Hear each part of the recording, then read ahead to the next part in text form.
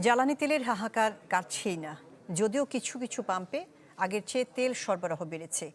এদিকে ফার্নেস অয়েলের দাম সমন্বয় করে বিক্রি হবে লিটারে 94.69 টাকায়, যা আজ রাত থেকে কার্যকর বলে জানিয়েছে এনার্জি রেগুলেটরি কমিশন। পিচঢালা শহরে চৈত্রের কাঠফাটা গরমে এক ফোঁটা জ্বালানি তেল যেন শুধুই মরীচিকা। দিনের অর্ধেক সময় মানুষ ছুটছে জ্বালানির খোঁজে, ফলে মানুষের দৈনন্দিন চাহিদাগুলো ফিকে হচ্ছে দিনে দিনে।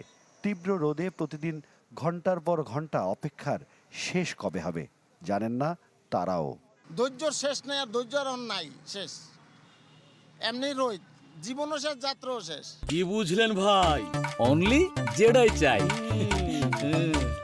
মার খেতে খেতে যেরকম সহ্য হয় সেমন, সেই যখন বেরোই তখন প্ল্যান করেই বের হয়ে যায়, আজকে 5 ঘন্টার সময় দাঁড়ান থাকতে পারে।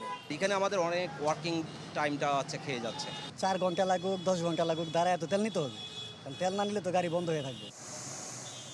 পর্যাপ্ত মজুদ আছে সরকারের পক্ষ থেকে, এমনটি বারবার বলা হলেও ফিলিং স্টেশনগুলোর চিত্র ভিন্ন। তবে কিছু কিছু পাম্পে আগের চেয়ে তেল সরবরাহ বেড়েছে দ্বিগুণ। ফিলিং স্টেশনের কর্মরতরা বলছেন, এভাবে প্রতিদিন সরবরাহ বাড়লে স্বস্তি মিটবে। আমরা ওয়াকটেন পেয়েছি 18,000 লিটার এবং ডিজেল পেয়েছি 13,500। এই সাম্প্রতিক সময়ের মধ্যে আজকে সবচেয়ে বেশি বরাদ্দ পেয়েছি আমরা।